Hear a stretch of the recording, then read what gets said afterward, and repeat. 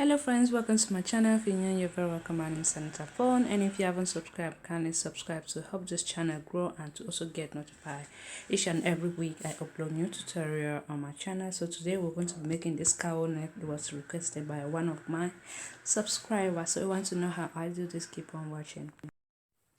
Here is my soldier line, my nipple point line, my underbust, my waistline, and my hip line. The next thing we're going to do is we're going to put in our armhole deep line. So I'm going to use the same measurement I used for my soldier line, which is my soldier divided by 2, which is 7.5. I'm going to mark here, and the next thing I'm going to connect that line straight with a straight line. Just connect it straight. Once we're done doing that, we're going to connect these 2 points together. And the next thing, we need to measure the center of that armhole, which is 3.075. That's the center of 7.5, and we'll go in by 3/4. And we're going to use our French cuff just to connect the line. But first, we need to put in our bust measurement. So my bust measurement is 34 divided by 4 is 8.5. Connect it straight with the ruler. Now I'll go ahead and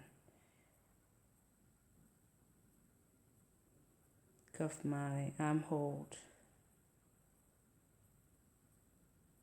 with my French cuff.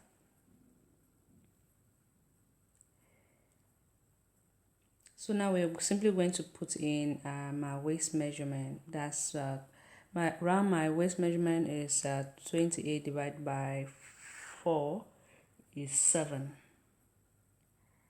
and my hip is 36 divided by 4 is 9. We're going to connect it from here to here as well.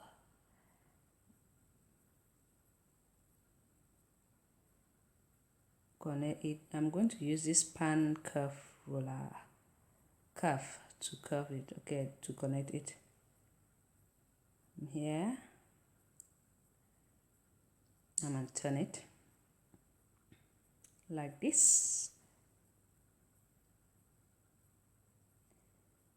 Curve as well. The next thing, I'm going to just connect it straight downward with a straight ruler, and we're going to be adding in our allowance. That's 3/4 inch of allowance. You could just add 1 inch or 3/4 is good. I'll just be adding 3/4 inch here, and here the waist as well, the hip as well. Do the same thing as my bust. Once I'm done adding all the allowance, I'm simply going to connect that with a straight line.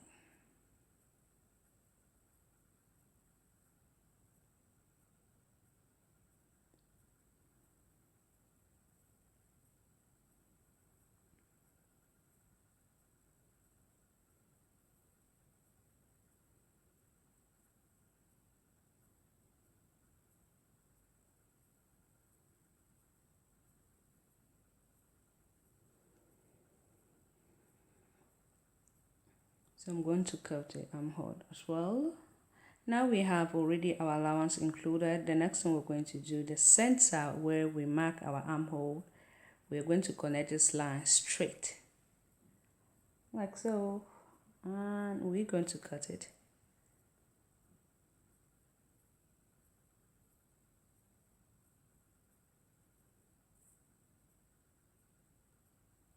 Cut it as well.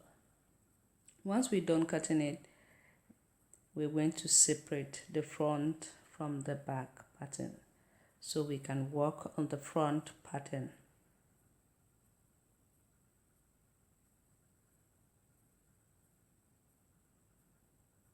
Okay, let's move the back pattern aside. Now we're going to clash this like this. Just cut it to you get that. Make sure you leave a little space. Don't cut it all. Leave a little space that will be able to hold the pattern, like what I just did. And now we're going to grab another paper, drafting paper. We put it under and going to place it on top. Make sure everything is quite really straight and good. And we're going to, you could glue this, or you could use whatever you have to. Yes, so I'm just going to use my solid tape and place it down. So you're going to measure up distance of 4 inch. You could measure 5 inch or 4 inch. That is up to you, but me, I'm leaving 4 inch. And now, so I just need to, first of all, place it to the 4 inch, and I'm going to glue it down. Start with the first one, like so.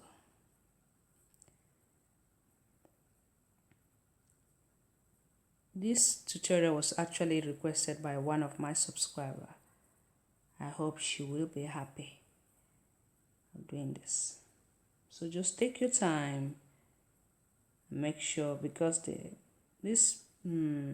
drafting paper I'm using is actually the one we use to trace pattern. Since I don't know one is it's much easier working with these, especially when you want to splash it or do anything than the other drafting paper.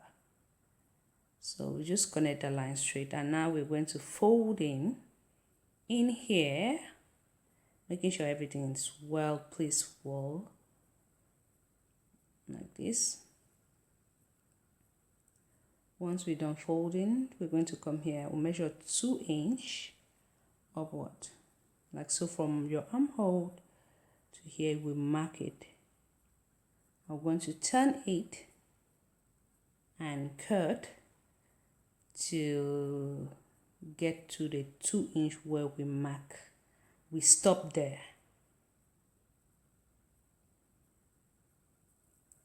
Okay, so I just turned the pattern, and we're going to connect these two like this from here to the line where we marked before.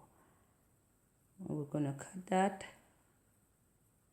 Once we're done cutting it, we're done with the front pattern. Here's what look like the front pattern, so you can see. And now we move to the back pattern.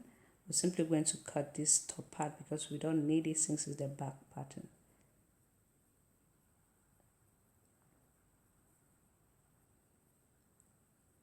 Cut that off and remove it.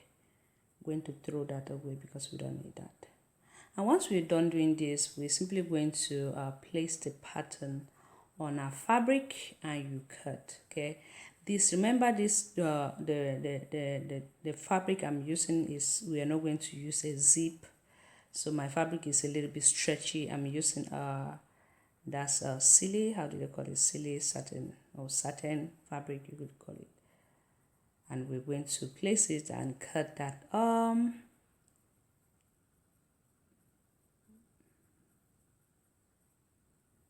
and now once we're done cutting it, we're simply going to measure that's 5 inch from the side seams, and put a pin. I'll do the same thing here, 5 inch. And for my straps, I'm using mouse stay. Okay, this is what I could got, even though it's a little bit different from the fabric, but I'm going to use it. If you don't have this, you could just use the same strap from your fabric.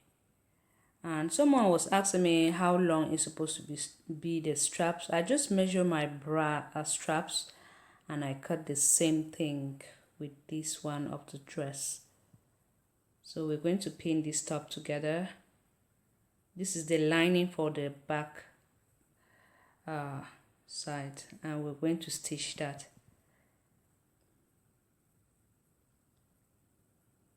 Back stitch when you start, and you back stitch when you get to the end. I always do that.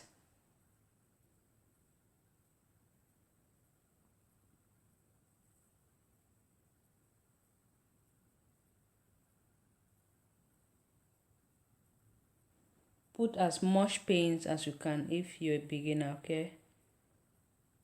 Don't mind me because I put 2 pins. Because I've been sewing for a while.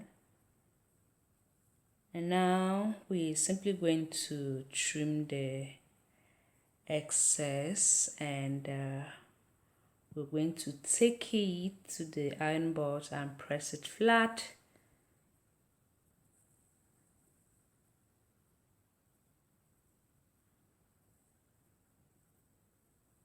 I'm just trimming it, and make sure you trim that off, or if you want you could leave it since it's going to go inside. After that we're going to top stitch on top, so it's not going to really puff. But I always like trimming this to make it nicer and look. So I just went ahead and press it, and we're going to put this the top part and top stitch on it.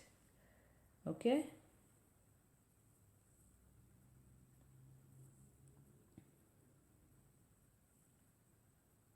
just take your time, top stitch straight to have a nice job, nice finish dress at the end. Don't rush, because if you rush you may just mess up everything up.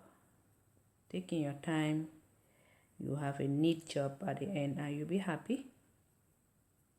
Back stitch when you get to the end. So I just went ahead, as you can see, I stop stitch it. It's really looking very, very neat. So now we are simply going to put the right side of the back facing the right side of the front together. And now we're going to bring our straps, put it to where we notch. So you can see I'm putting it here, and I'm going to just fold in like this and put a pin that up. Now we need to put the back on top like this.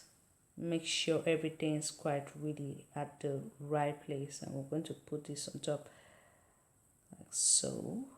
Now we'll put a pin that up. So I'm just rechecking if everything is intact. Put the pin and pin that up.